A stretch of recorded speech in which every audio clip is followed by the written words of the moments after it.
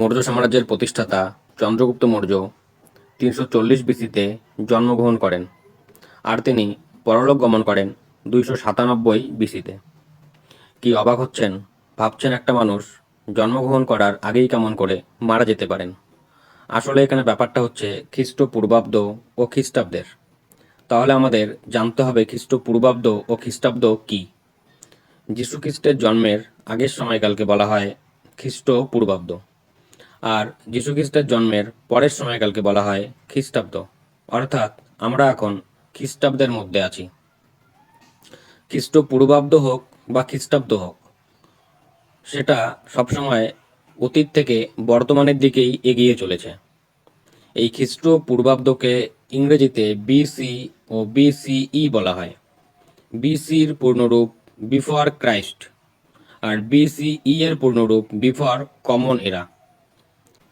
যীশুখ্রিস্ট যেহেতু একটি ধর্মের প্রবর্তক ছিলেন, তাই আধুনিক ঐতিহাসিকগণ বিফোর ক্রাইস্টের বদলে বিফোর কমন এরাকে একটি ধর্মনিরপেক্ষ একক হিসেবে ব্যবহার করে থাকেন।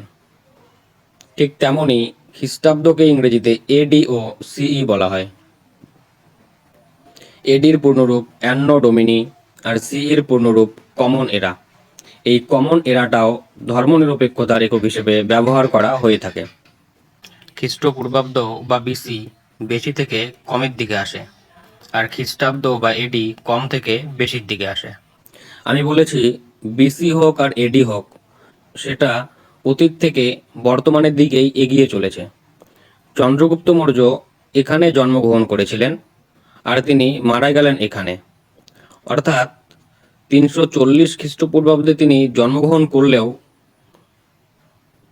প্রকৃতির নিয়ম অনুযায়ী তিনি বর্তমানের দিকেই এগিয়ে আসছেন। অর্থাৎ স্বাভাবিকভাবেই তার বয়সটাও বেড়ে চলেছে। তো বয়স বাড়তে বাড়তে এখানে এসে তিনি পরলোক গমন করলেন। আমরা যদি এখন মনে করি যে আমরা খ্রিস্টপূর্বাব্দে আছি, তাহলে এখন সাল চলছে 2026।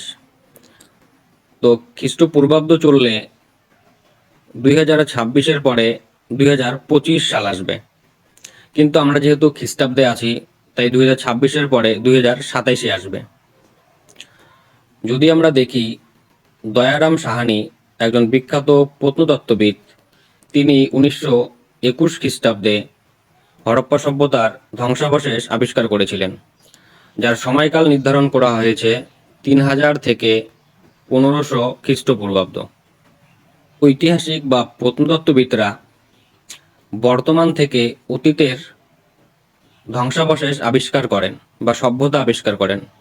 আর আমরা যখন ইতিহাস পড়ি, তখন আমাদেরকে অতীত থেকে বর্তমানের দিকে পড়তে পড়তে এগোতে হয়। আশা করি খ্রিস্টপূর্বাব্দ খ্রিস্টাব্দ বোঝাতে পেরেছি। যদি বুঝে থাকেন তাহলে অবশ্যই একটি লাইক করবেন।